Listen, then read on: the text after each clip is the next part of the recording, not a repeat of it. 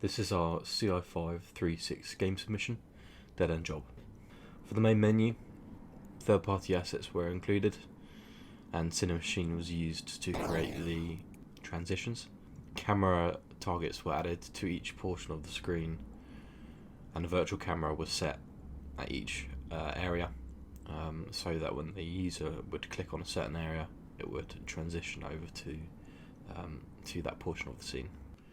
Light and sound was added to the menu, used for the start, options and exit. Once the cursor was hovered over, it would make a sound and light up for the users. The UI overlay was put onto the scene. We have the compass at the top with functionality added depending on where the user's camera is pointing towards. We have cardinal directions north and south and an objective marker which is located on the scene itself. We have the backdrop for the ammo with the live ammo counter and the max ammo counter, and the backdrop for the inventory. A script was used to enable drawing functionality on the journal. The user can pick a colour, change the pen size, use an eraser to clear any work that they've done, and if they want to, they can also clear the sketch entirely. The drawing saves on each game, so that if the journal is closed and opened back up, it still has the same drawing. The same functionality was used on the map. The differing windows have slightly different effects in-game. The pause window will stop the game entirely, i.e. all enemies and lights and all scripts stop until the user resumes. However, the inventory and map journal stops user input but doesn't stop the actual game itself, so that they're still inside. The quest board shown is random. Every single game it's different, and those are the win requirements for that particular map. The end game states will trigger once the user has completed those things or died, in which case the mission success or mission failure screen appears. This pulls through the various indicators such as items, damage taken, damage given, and the enemies killed. So it gives the user some stats to look at afterwards, and then also gives them the options to replay the mission or go back to the main menu, etc.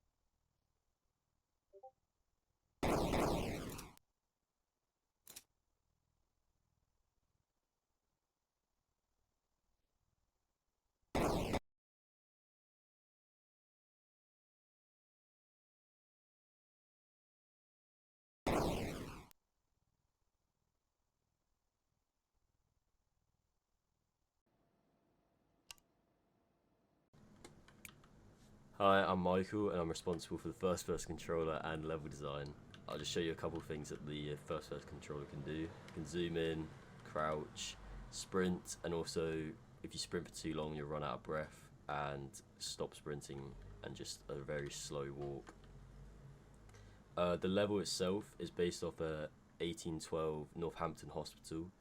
I did a bit of research into hospitals and chose this because the long corridors were just very spooky, and I like the idea of seeing at the end of a long corridor a zombie just under light and very dim lighting. I just thought it would engage the player and just make this very spooky element in the game.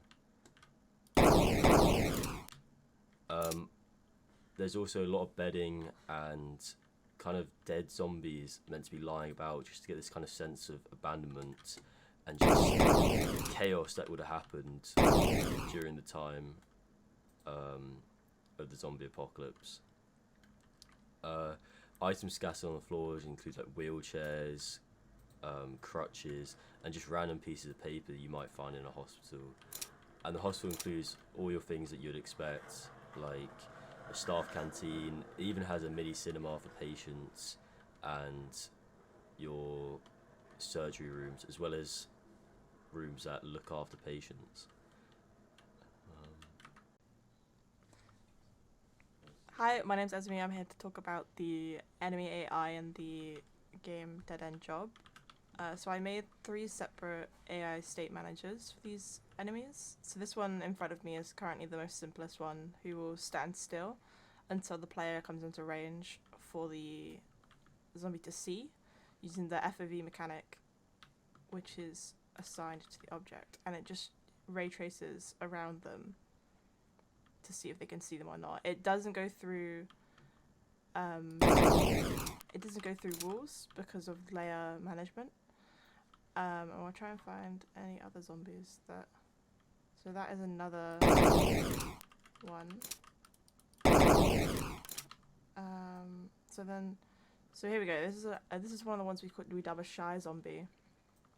These will patrol, and then if they see you, they will run away from you. And then if I stay in that area too long, they will turn around and attack me. If we can try and see this. So they've got to see me first, they want to run away. So that he's now running towards me. His speed increases to make it more difficult for the player to interact with these types of zombies. We also have the larger type of zombies, which I've just had an interaction with. They also follow the same kind of state manager, where they will see the player and start chasing instead of running away. I did just die. If we I can show you. The larger zombies will just patrol. And then they'll patrol, and then if they see the player, they'll chase them. So see how it's patrolling, but if I come into range, they'll start running towards me. But they move very slowly because they do more damage to make it fair for the player. And yeah, so that's all 3 enemy state managers that I have done. As you can see here are the zombies as they spawn throughout the level. The spawning scales with difficulty, which makes it so there could be different difficulty levels, leading to more enemies in a level.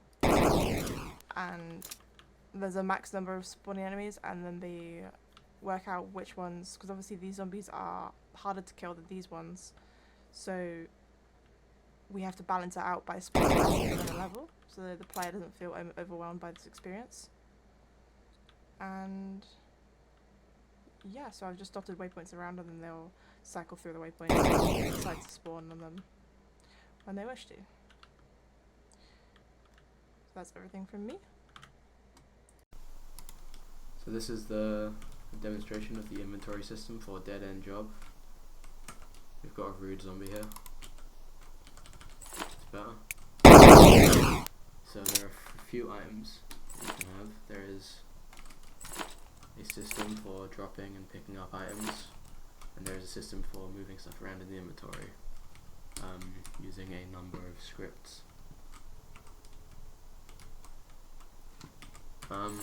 The implementation for the inventory screen with the drag and drop functionality, where you can move stuff around. So you hotbar to the inventory. You can only access items in the hand if they're in the hotbar, obviously. That was based on a tutorial on YouTube.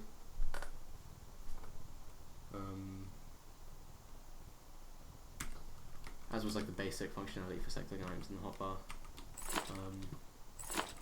A couple other things, and then beyond that, I implemented the system for like equipping items to the hand, like there, how it appears on the character model,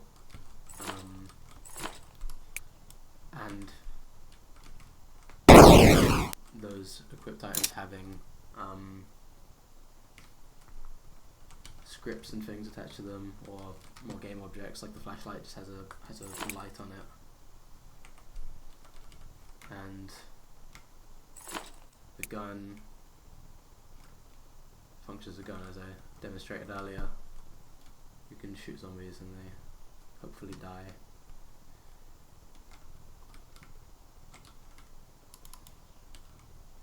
Like that.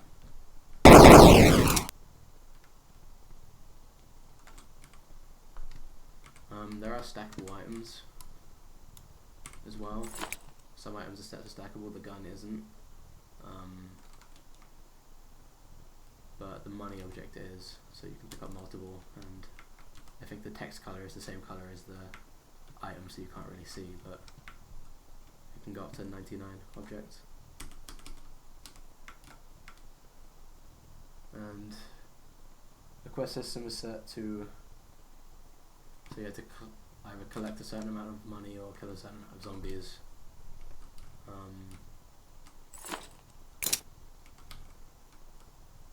And it increments this value, a value based on the value of the item you picked up, to determine that.